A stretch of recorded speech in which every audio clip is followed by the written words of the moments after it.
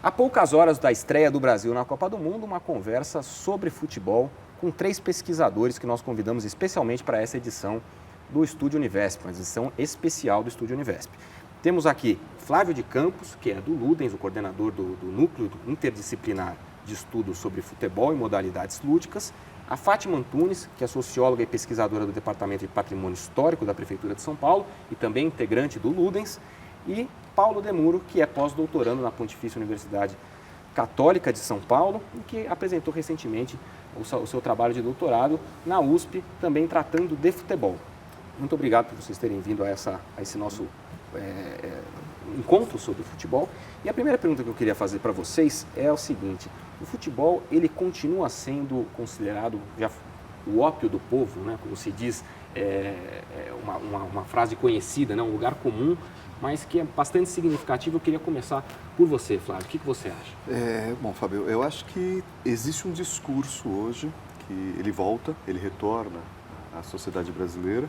É um discurso meio de patrulha que retoma a colocar o futebol nessa chave, né? O futebol como algo alienante, algo aí da ilusão das massas. Um discurso que foi muito forte no Brasil na década de 70, né? Sobretudo após a conquista do tricampeonato mundial de 1970 no México, durante a ditadura militar, né? Esse discurso ele pegou muito. Ele volta. Eu não concordo com esse discurso porque eu acho que é exatamente o inverso. Poucas vezes na história do Brasil se discutiu tanto política, poucas vezes os problemas essenciais da sociedade brasileira emergiram com tamanha nitidez, poucas vezes a gente teve interesses tão explicitados como neste momento, num contexto de agenda esportiva, que envolve a Copa do Mundo, e num contexto que entrelaça essa agenda esportiva com a agenda política eleitoral 2014. Então, exatamente por isso, é só olhar a sociedade brasileira nesse momento, às vésperas, né? A gente vai começar a Copa do Mundo hoje, né? E perceber que é nesse contexto que a sociedade brasileira se olha no espelho e discute as suas questões mais essenciais. Então, de maneira alguma, pelo contrário, acho que é uma politização muito grande do futebol. Você concorda com isso, Fátima?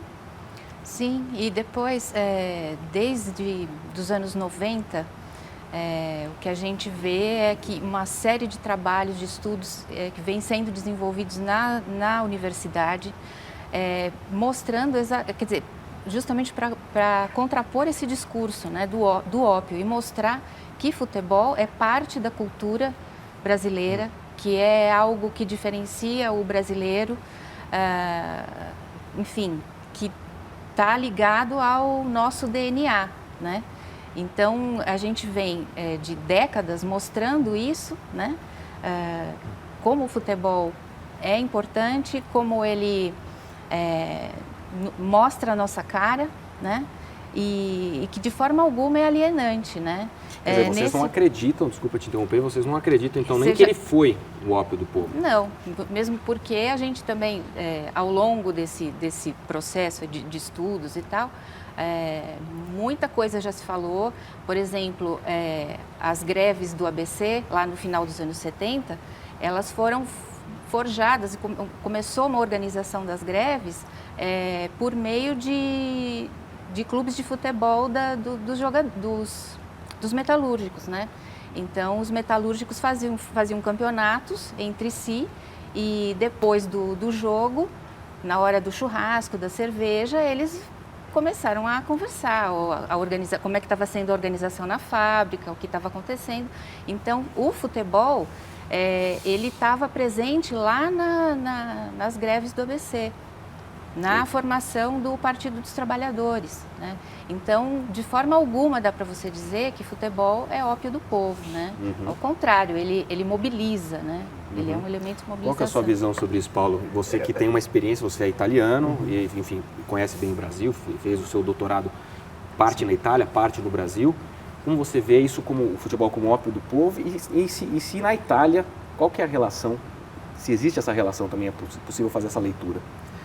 Eu não posso não concordar com os meus colegas, eu também discordo absolutamente dessa visão que vê o futebol como um ópio do povo, porque, assim, tanto no Brasil e tanto na Itália, já que você trouxe aqui o assunto, o futebol teve um papel determinante na formação da sociedade, da cultura e das identidades nacionais, né? E temos que entender que muitas críticas, né, que viam o futebol justamente nessa chave, como o Flávio e a Fátima falaram, não entenderam o papel na vida política e social das duas nações, né? Sobretudo críticas de esquerda, Flávio falou dos anos 70, nesse caso na Itália também, naqueles momentos era um discurso assim muito de moda, assim, que estava muito na moda. Então, essas leituras acabaram perdendo a força propositiva do futebol enquanto papel transformador da própria sociedade, tentando colocar pautas que, na verdade, estavam completamente descoladas da realidade popular das nações, das duas nações, nesse caso. E só completando, acho que tem uma questão que eu acho que é interessante, né? Evidentemente que o futebol, né, ele serviu, né, como instrumento de manipulação política. Isso é normal, isso é evidente, né? Se a gente pegar a história política brasileira e a história das conquistas das Copas, em 58 ele serve ao Juscelino Kubitschek. Em 62 o Jango, né, vai lá aparecer com a seleção brasileira. É evidente que em 70 o regime militar, a ditadura militar, ela cola no futebol. E ela tenta fazer a propaganda do regime, se apoiar no sucesso da seleção brasileira no México. É evidente também que você vai ter a mesma coisa em 2002. Então, isso em 78 na Argentina, a ditadura argentina utilizando isso, na Itália na década de 30, em 34, com Mussolini. O que deve se perceber é o seguinte, é que não há uma utilização política do futebol numa única direção, num único vetor, né? Neste momento, o futebol está sendo utilizado muito mais por uma campanha oposicionista ao governo federal do que pelo próprio governo, pelo próprio aparelho de Estado. Então, se você olhar o que se temia, né? Uma politização, né? Um uso eleitoreiro da Copa do Mundo, pró-governo federal, pró-reeleição da Dilma. O que está se vendo é o contrário.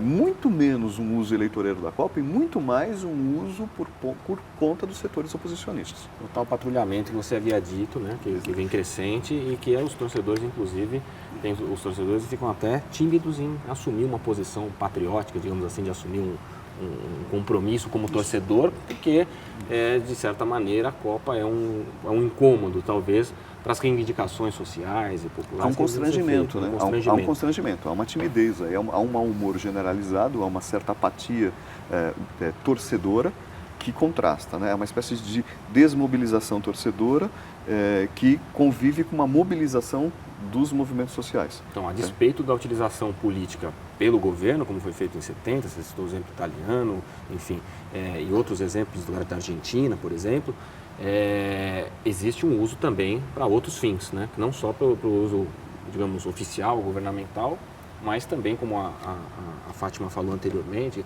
de mobilização, existe um uso também, quer dizer, são uma coisa e outra coisa. Eu queria saber o que interessa a vocês, como pesquisadores, o futebol.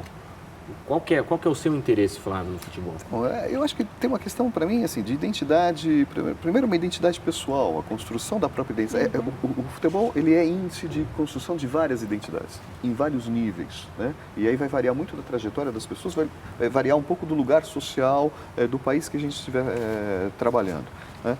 Eu posso dizer a você, eu venho da classe operária, tenho muito orgulho disso, e numa família operária o futebol é um ingrediente fundamental da cultura operária. Eu fui criado em beira de campo de várzea, acompanhando a arquibancada, torcedor do Palmeiras, mas aí assisti jogos do Santos, do Pelé, e assisti jogos do Corinthians, do Rivelino, da Portuguesa, do Enéas, né, do São Paulo, do Pedro Rocha, antes que a Fátima aqui brigue chateada. Né?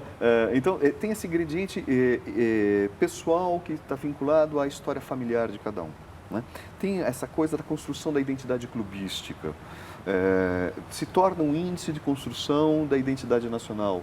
O Brasil não é o único país do futebol.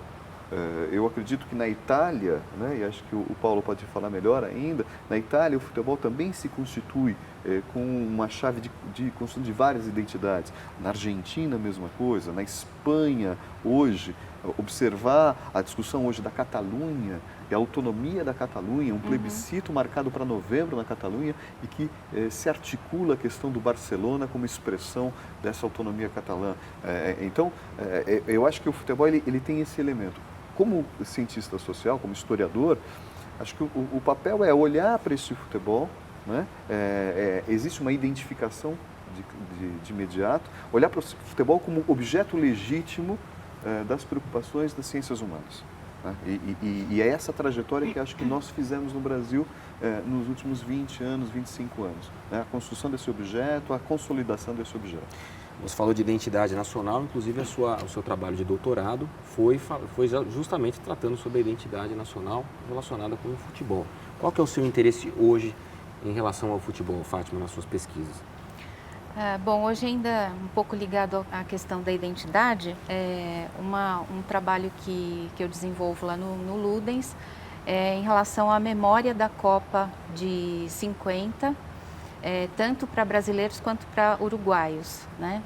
E a gente consegue perceber, bom, no caso do brasileiro, né, isso acho que é presente para todo mundo, o Brasil depois daquele trauma de 50, conquistou outras 5 Copas, então isso de certa forma é superado, né? Então, para novas gerações, às vezes nem sabem mais disso. O que, enfim, para mim foi estimulante foi acompanhar essa questão lá no Uruguai, né? Então, as dimensões que isso tomou lá. Um fato heróico, imagino. Então, da mesma forma que esse fato aqui foi marcado como tragédia, né? Então, assim, a palavra que definiu 50 foi tragédia, para os uruguaios foi façanha, né? E embora eles tivessem já, naquele momento, eles fossem bicampeões olímpicos, campeões mundiais em 30, então, quer dizer, era um futebol de projeção, que tinha reconhecimento internacional. O Uruguai tinha uma escola importante, forte. Eles já tinha 20 anos que eles não conquistavam a Copa, né, que não tinham grandes outras conquistas internacionais. Então, em 50, aquilo foi, enfim, extremamente importante, né? Foi uma reafirmação dessa trajetória de glórias, né? Agora, a relação com a sociedade. Comparou a Copa de 50, que foi a única que aconteceu até então no Brasil, agora tem essa de 2014, 64 anos depois. A relação da sociedade brasileira com o futebol, ela se assemelha? Tanto a relação daquela época, em 1950, com hoje? Qual que é a sua opinião? Então, em 50, vencer a Copa de 50 para o Brasil naquele momento era muito importante, porque além da conquista de um primeiro título mundial, um título de projeção, no futebol, a vitória significava mais do que isso, né? Seria uma projeção do país enquanto uma nação emergente, que vinha de um processo de industrialização, né? E que queria se situar naquele mundo dividido do pós-guerra, né? Então, a vitória era importantíssima, né? E o futebol brasileiro, ele já era reconhecido pelo futebol arte e tal, mas faltava essa estrelinha, né? Faltava essa estrelinha, essa quase marca. que uma afirmação, né? sim. Essa marca. Sim. O país de hoje é muito diferente, né? Nesses 64 anos, muita coisa aconteceu. O Brasil não é mais o mesmo. Ele tem uma posição mundial já consolidada. Conquistou vitórias em outros esportes, em outros campos, né? Então, aquilo era vencer no futebol, era vencer em alguma coisa, né?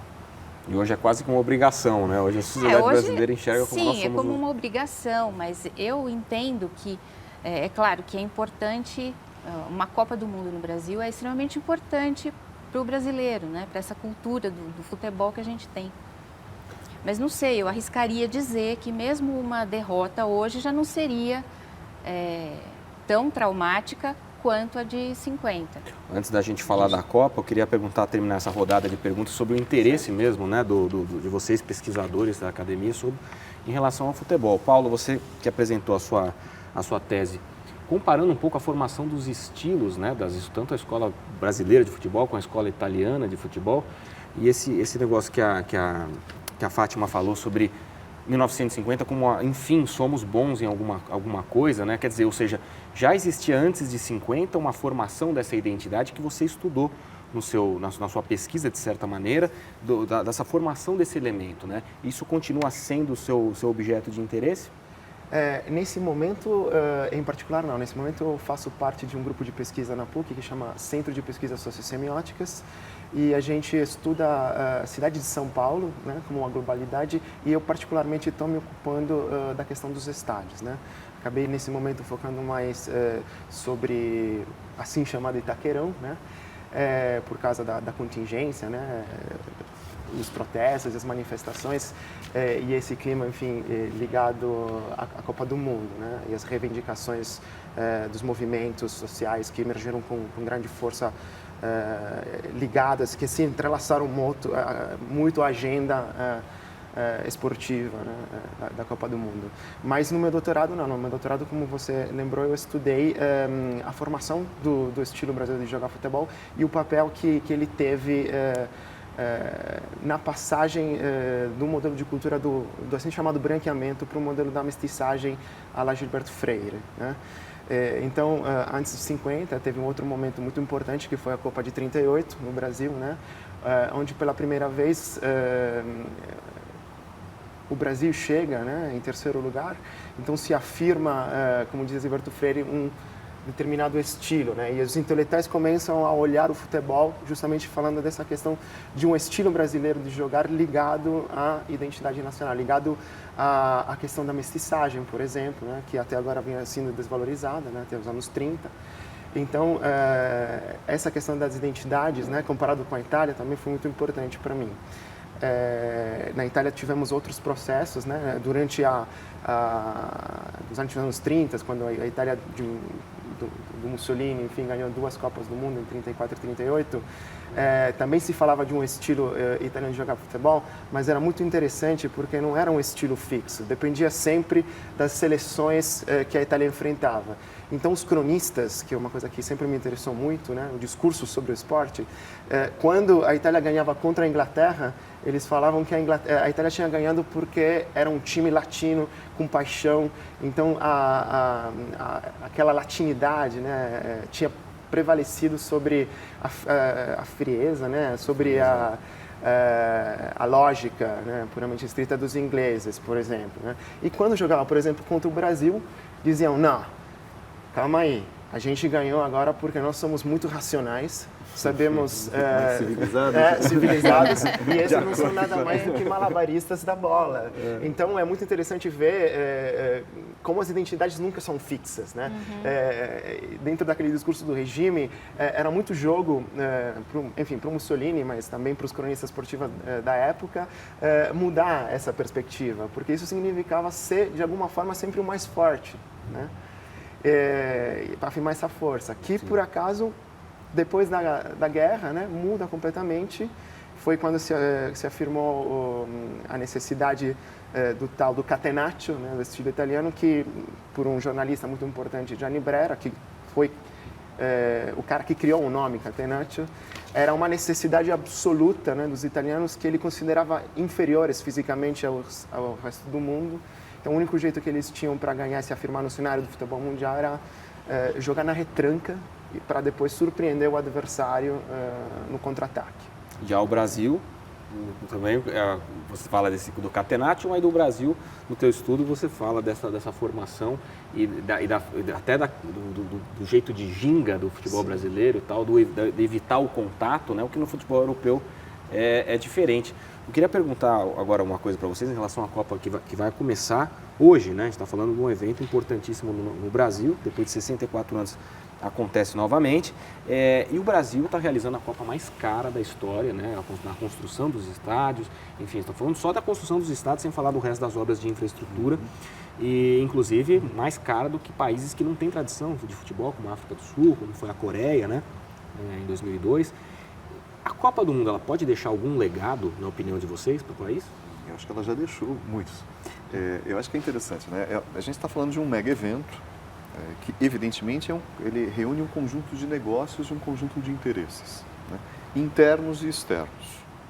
Então, nós temos aqui, em relação a essa Copa do Mundo, um momento da organização desse processo de universalização da Copa do Mundo, né, que vai tirando a realização da Copa por exemplo, da Europa, né, dos países mais desenvolvidos do mundo. Então, nós estamos, imagina, Coreia e Japão, né, África do Sul, Brasil, aí nós temos ainda pela frente Rússia, Catar, quer dizer, veja que esse futebol está caminhando na periferia, né, do mundo desenvolvido. Apesar do Brasil ser um emergente, é por aí que está se direcionando. Então, a questão da organização da Copa, com essas 12 sedes, com esses custos, esses gastos dos estádios, com as obras de infraestrutura, eu diria que essa responsabilidade ela tem que ser dividida entre a FIFA, que exige, tem um caderno de encargos, que faz uma ingerência nos países que organizam a Copa do Mundo.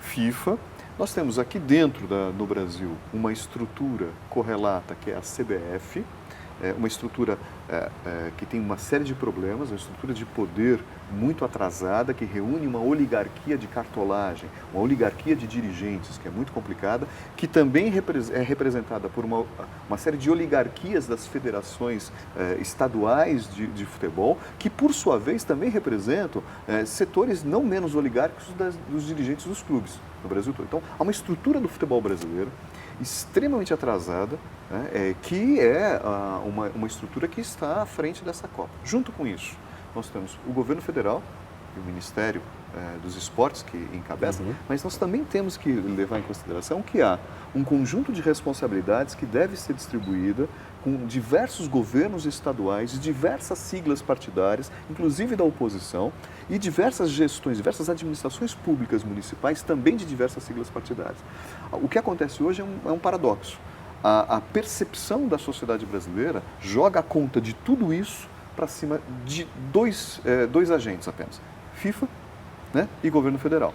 É uma percepção que é alimentada cotidianamente, né, por um certo setor da mídia dominante que impulsiona isso. Né? Então, a gente tem uma Copa que é muito dispendiosa, a gente tem questões extremamente críticas na organização dessa Copa, mas a divisão das responsabilidades, a meu ver, tem que ser distribuída para outros agentes, né, outros setores dessa sociedade. Agora, quais seriam os legados? Porque a gente está falando de estádios que tinham uma projeção de custo X, que passaram a custar 2X, que passaram a custar 3X, que não foram entregues a tempo, né?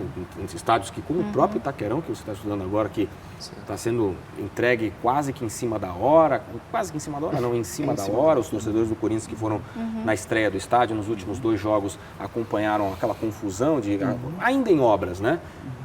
Qual é esse legado que você está falando? Eu gostaria só de colocar uma coisinha. É interessante lembrar, no Brasil a gente joga toda a responsabilidade sempre no setor público. Né? Então, há uma burocracia, há uma morosidade. Agora, quem está tocando esses estádios são empresas particulares.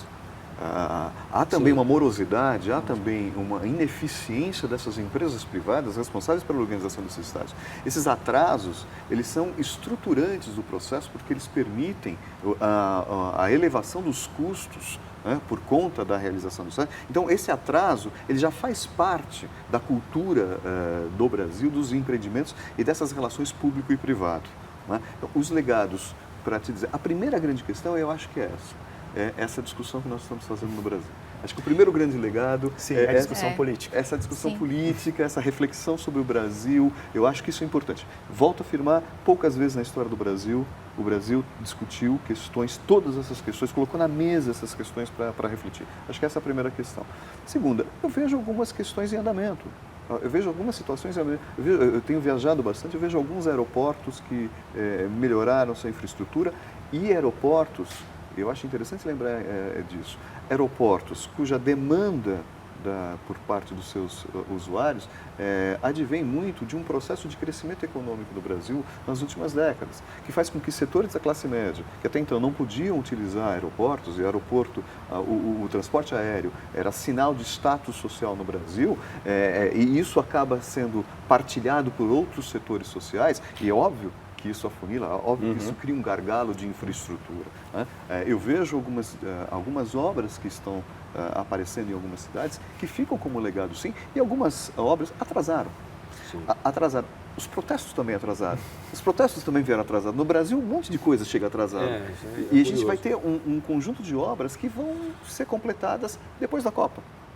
E também são legados. A presidente Dilma, inclusive, falou, olha, o turista que está vindo assistir o jogo aqui não vai levar o aeroporto para casa, não vai levar, né, a infraestrutura em transporte para casa e etc. Isso o que tudo você acha permanece, disso, né? Fátima? Você também concorda que existe esse legado, que é essa discussão? Qual que é o seu ponto de vista? Sim, eu acho que o grande legado dessa Copa é essa possibilidade de repensar o Brasil. Que país é esse? O que foi prometido, o que foi cumprido? Qual é o nosso papel enquanto cidadãos, né? Eu sei que na Alemanha, hoje, eles lamentam não terem feito a mesma discussão que nós fazemos hoje aqui.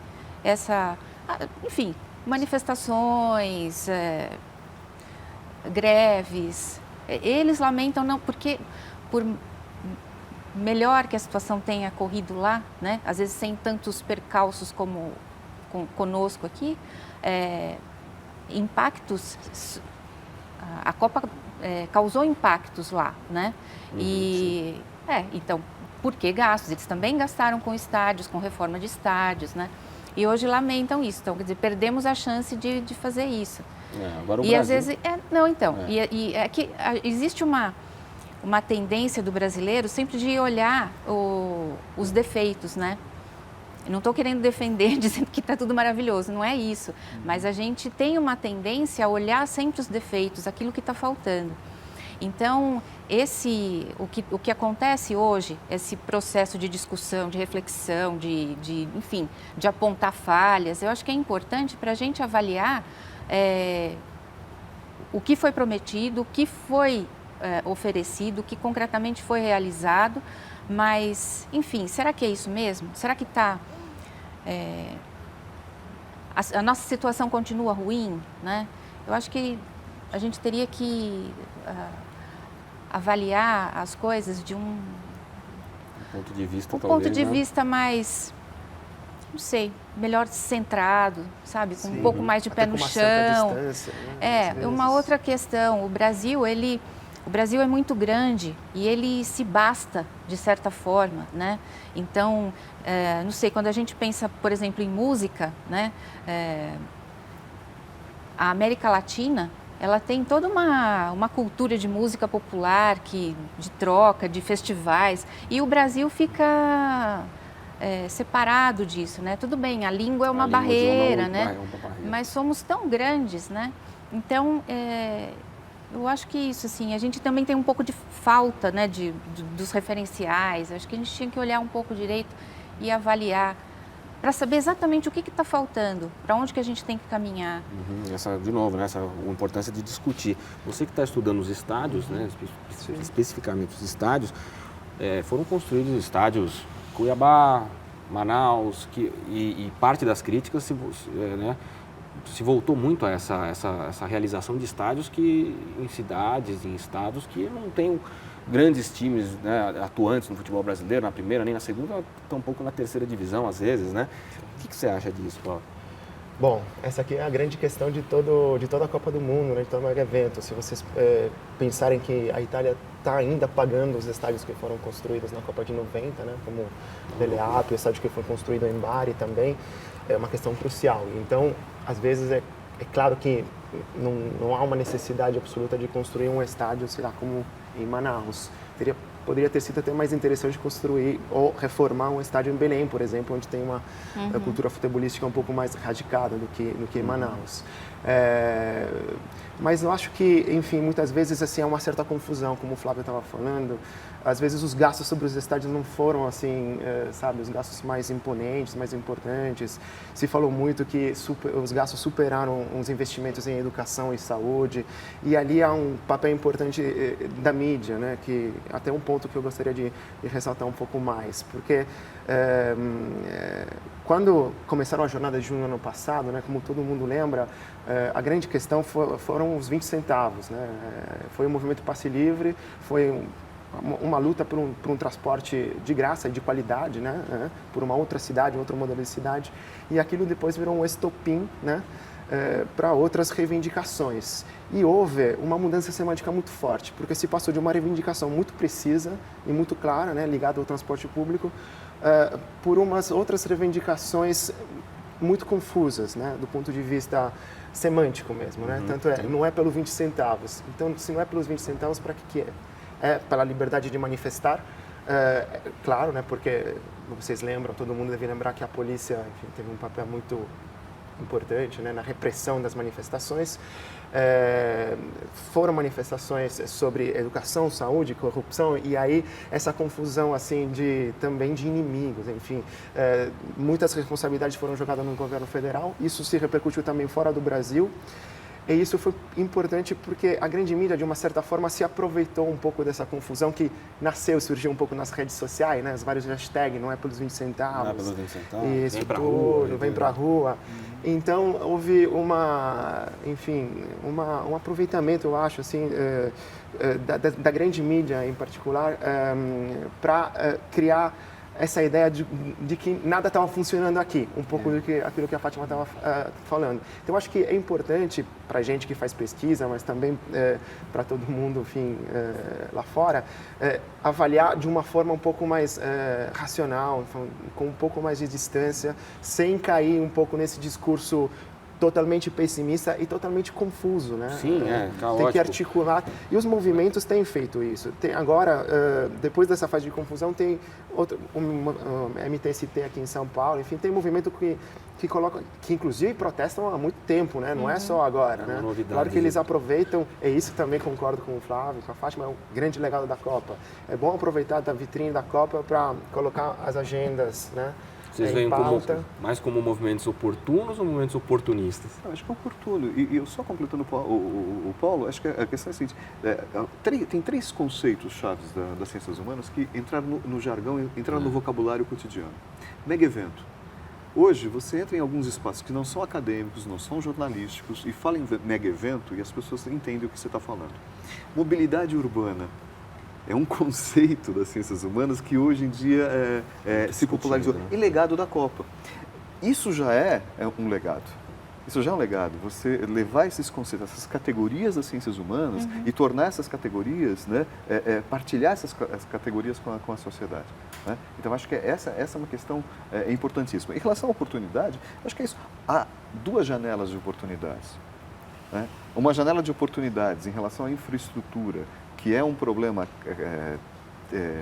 estrutural do Brasil de décadas. Há uma questão de prioridades, sim, né, que emergem todas essas questões, todas. A questão da liberdade de expressão e que coloca em conflito a questão da repressão e da PM, da Polícia Militar, que é uma permanência da ditadura militar, faz parte do entulho autoritário com o qual a gente acostumou a lidar aqui no Brasil. Então, você tem todas essas demandas e você tem as demandas sociais das categorias, que aparecem mais recentemente, né? Essas categorias profissionais que estão em greve e que fazem agora uso deste momento de vitrine, né? Para tentar atender essas demandas sociais antigas. É oportunidade mesmo, é o momento de discutir e eu acho que duas coisas importantes. A sociedade, num regime democrático, é absolutamente legítimo que haja manifestações das categorias, manifestações dos diversos grupos, dos diversos movimentos dessa sociedade. A gente tem que tomar muito cuidado que, em nome da Copa ou em nome de qualquer outra coisa, a gente não criminalize os movimentos sociais.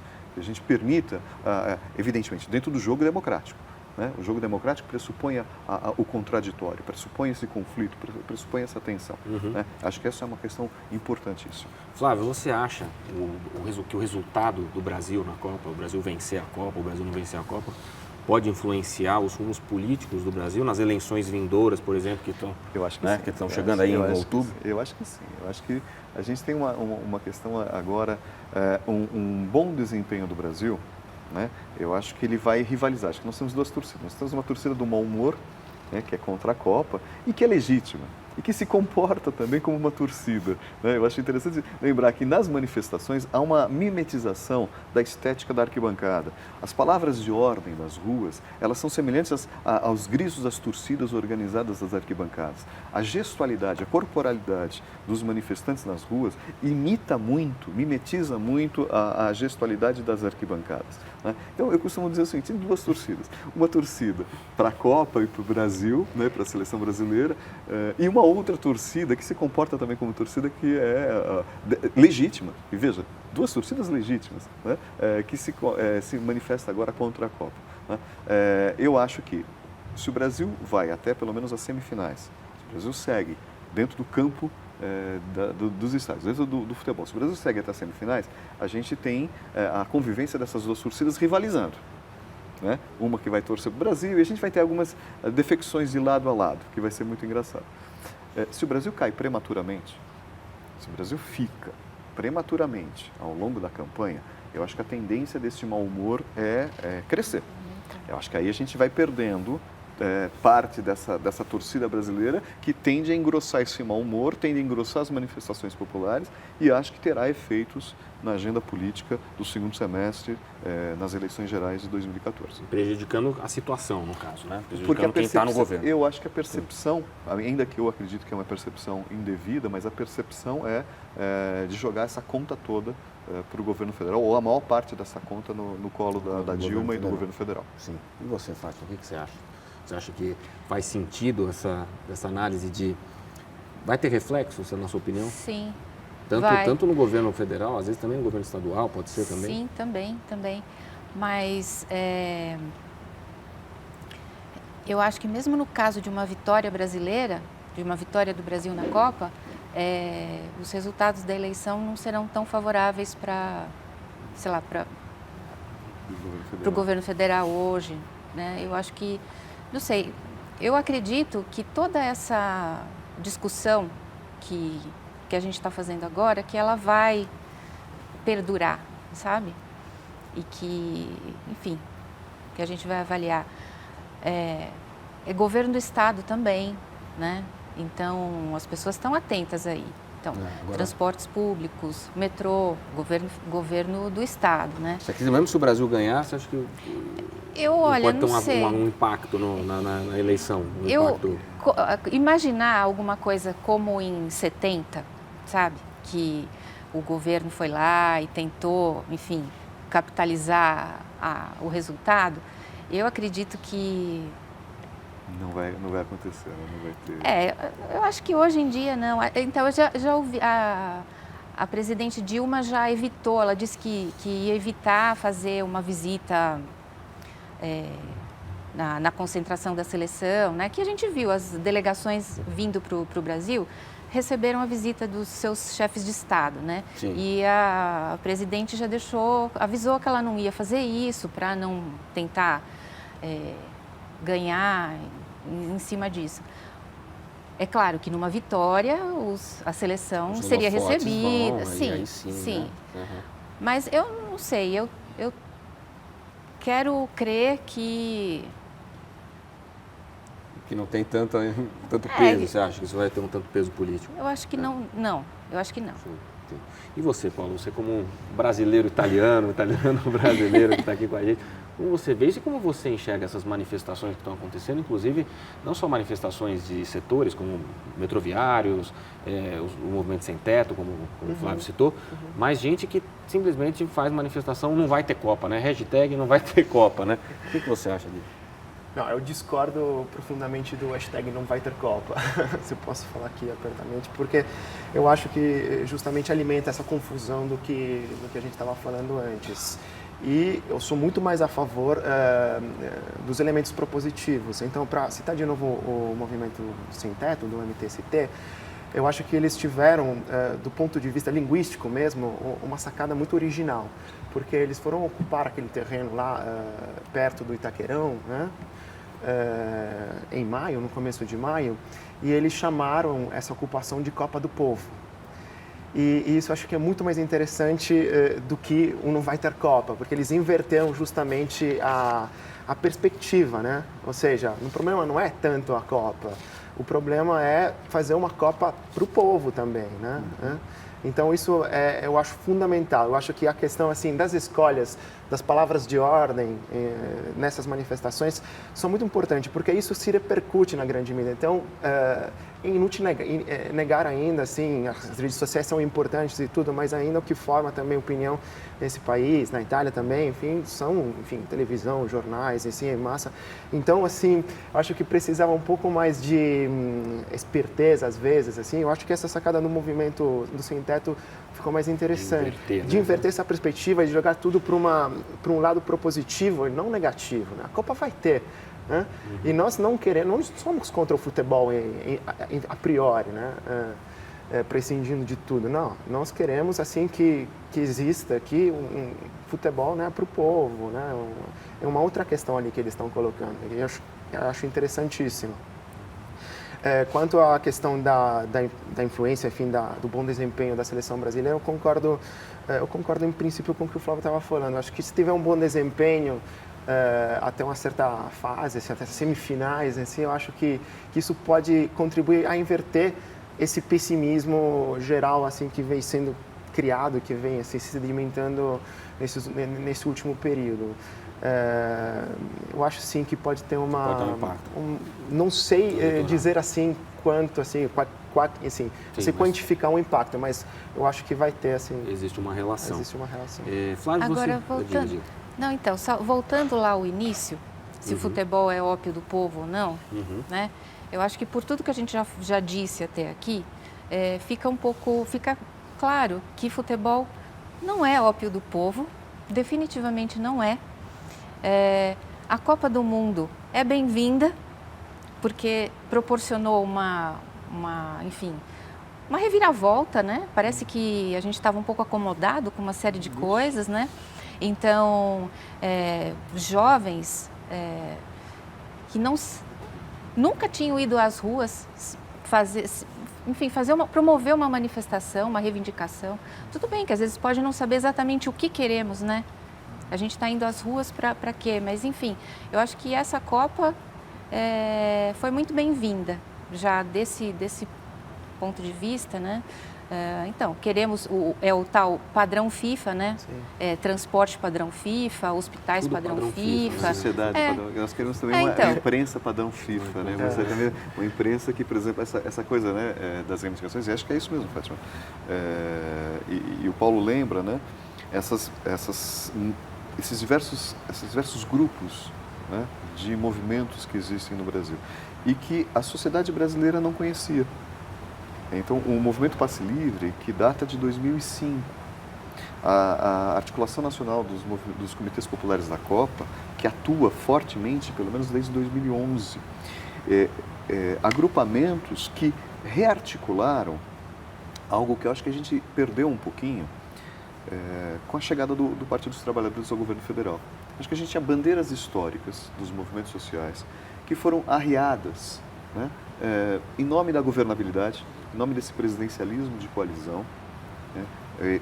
De certa maneira, alguns desses movimentos foram cooptados para dentro do aparelho do Estado, porque eram lideranças que eram desses movimentos e que acabam assumindo funções do Estado. Então, há uma certa desmobilização compreensível a partir de 2003, com a chegada do Lula ao poder, e uma rearticulação disso, desses diversos movimentos sociais que deram a cara, inclusive, para o Partido dos Trabalhadores, deram a cara das manifestações no final dos anos 70.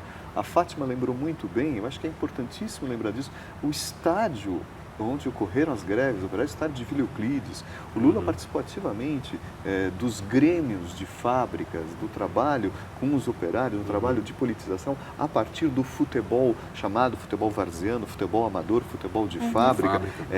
Essa articulação, é dali que nasce uma sociabilidade torcedora e uma nova sociabilidade sindical, que vai dar o novo sindicalismo do ABC no final dos anos 70. Então está vinculado ao futebol.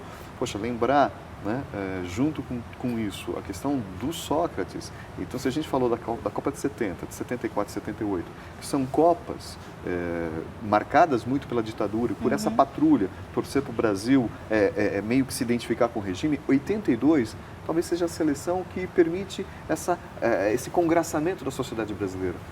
Porque você tem uma seleção que enche os olhos, sempre lembrada como uma das grandes seleções brasileiras. Você tem dentro dessa seleção o Sócrates, que é uma pessoa politizada, né? Que participa da democracia corintiana, que tem uma intervenção pública importante. Então, o que a gente tem nesse quadro todo, essa desmobilização do governo Lula, curiosamente, é a articulação nacional dos comitês populares da Copa, que rearticula diversos desses movimentos por moradia, por mobilidade urbana, que se articulam em torno da Copa do Mundo. Então, só olhar para isso é perceber que você tem uma politização da sociedade, graças muito ao papel que o futebol tem na sociedade brasileira. Senhores, nosso tempo infelizmente se esgotou. Muito obrigado por vocês terem vindo participar dessa conversa. E o Estúdio Univesp Especial Futebol termina aqui. Continue com a programação da Univesp TV e agora só nos resta torcer para o Brasil, né? Falta muito pouco para o início da Copa do Mundo. Um bom dia e um ótimo feriado.